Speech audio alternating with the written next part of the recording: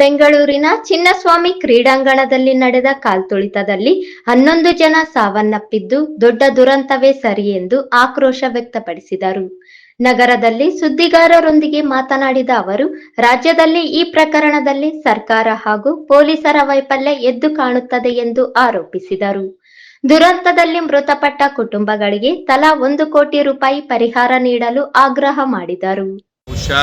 ಕರ್ನಾಟಕದ ಇತಿಹಾಸದಲ್ಲಿ ಇಂಥ ಘೋರ ದುರಂತ ಯಾವತ್ತೂ ಆಗಿರಲಿಲ್ಲ ಮತ್ತು ಇದು ಸರ್ಕಾರ ಮಾಡಿಸಿದಂಥ ದುರಂತ ಅಂತ ಹೇಳಲಿಕ್ಕೆ ಬಯಸ್ತೇನೆ. ಯಾಕೆಂದರೆ ಸರಿಯಾದ ರೀತಿಯಲ್ಲಿ ನಿರ್ವಹಣೆ ಮಾಡಿದರೆ ಬಹುಶಃ ಇದು ಆಗ್ತಿರಲಿಲ್ಲ ಅನಿಸುತ್ತೆ.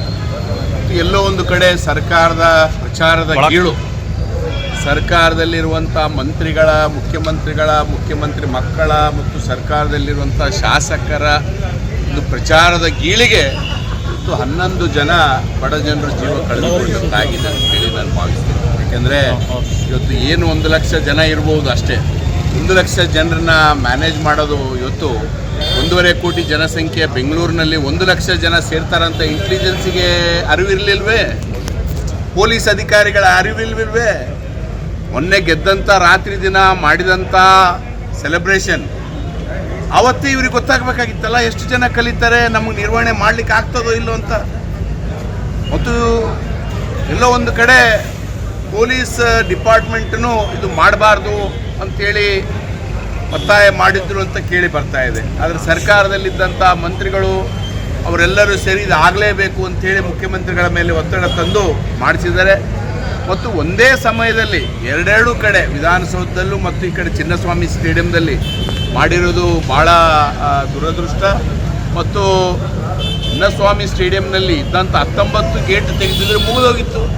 ಹೆಂಗಿದ್ರು ನಿಮಗೆ ಕಂಟ್ರೋಲ್ ಮಾಡೋದು ಆಗಿಲ್ಲ ಅಂತಂದರೆ ನೀವು ಅದನ್ನು ಕ್ರೌಡನ್ನು ಕಂಟ್ರೋಲ್ ಮಾಡೋಕ್ಕೆ ಹಾಕೋದ್ರಿ, ಬಿಟ್ಬಿಡ್ಬೇಕಾಗಿತ್ತು ಎಲ್ಲ ಗೇಟು. ಅದು ಓಪನ್ ಮಾಡಿದಂಥ 1-2 ಗೇಟನ್ನು ಅರ್ಧ ಗೇಟ್ ಓಪನ್ ಮಾಡಿದರೆ ಹೆಂಗೆ ನೀವು ಈ ನಿರ್ವಹಣೆ ಮಾಡಲಿಕ್ಕೆ ಸಾಧ್ಯ? ಇವತ್ತು ಜನನಿಬಿಡ ಇರುವಂಥ ಪ್ರದೇಶ ಚಿನ್ನಸ್ವಾಮಿ ಸ್ಟೇಡಿಯಂ ಮತ್ತು ವಿಧಾನಸಭೆ. ಇಲ್ಲಿ ಫ್ಲೋಟಿಂಗ್ ಪಾಪ್ಯುಲೇಷನ್ನೇ 25-30 ಸಾವಿರ ಜನ ಇರ್ತಾರೆ ಪ್ರತಿದಿನ. ಹೋಗೋರು ಬರೋರು, ಬೇರೆ ಊರಿನಿಂದ ಹೋಗೋರು ಬರೋರು 25-30 ಸಾವಿರ ಜನ ಇದ್ದಾಗ ಇನ್ನೊಂದು 50 ಸಾವಿರ ಜನ ಬೆಂಗಳೂರಿನಲ್ಲಿ ಕಲಿಯಂಗಿಲ್ಲ ಅಂತ ನಿಮಗೇನು ಗ್ಯಾರಂಟಿ ಇತ್ತು? ಇದು ನಿಜವಾಗ್ಲೂ ನಾವು ನಿನ್ನೆ ರಾತ್ರಿ ಮಲಗಿಲ್ಲ ಇದು ಕೇಳಿದ ಮೇಲೆ. ಯಾಕಂದರೆ ಎಂಥ ಏನು ಸೆಲೆಬ್ರೇಷನ್ ಆಗಬೇಕಾಗಿತ್ತು ಅಂಥ ಸಮಯದಲ್ಲಿ ನಮ್ಮ ಕರ್ನಾಟಕದ ಬಡ ಜನರಿಗೆ ಇಂಥ ದುರಂತ ಬಂದಿರೋದು ಇದು ಬಹುಶಃ ಇತಿಹಾಸದಲ್ಲಿ ದೊಡ್ಡ ದುರಂತ ಅಂತೇಳಿ ಭಾವಿಸ್ತೀನಿ. ಜೀವ ವಾಪಸ್ ಬರೋಂಗಿಲ್ಲ ಅಲ್ರಿ. ಎಲ್ಲರಿಗೂ ಪಾಪ 1 ಮಗು 2 ಮಗು ಇದೆ. ಒಂದೇ ಮಗು ಒಬ್ಬನಿಗೆ ಏನೋ ಹೆಣ್ಣು ನೋಡೋಕೆ ಹೋಗಿದ್ದ, ಇನ್ನೊಬ್ಬಾಕೆ ಒಂದೇ ಮಗಳು ಕೋಲಾರದಲ್ಲಿರುವಂಥ ಆಯಮ್ಮ ಒಂದೇ ಮಗಳು.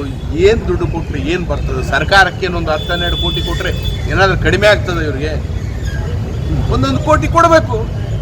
ಇದು ನಿಮ್ಮ ಕೈಲಿಂದ ಆದಂಥ ದುರಂತ ಇದು. ಇವತ್ತು ನೀವು ಅದ್ರ ಹೊಣೆ ಹೊತ್ತು ಅಟ್ಲೀಸ್ಟ್ ಅವ್ರಿಗೆ ಪರಿಹಾರ ಕೊಟ್ಟರನಾಗಲೇ ಆ ಕುಟುಂಬಕ್ಕೆ ಒಂದು ರೀತಿಯ ಭದ್ರತೆ ಸಿಕ್ಕಂಗೆ ಆಗ್ತದೆ ಅಂತೇಳಿ ಬಯಸ್ತೀನಿ.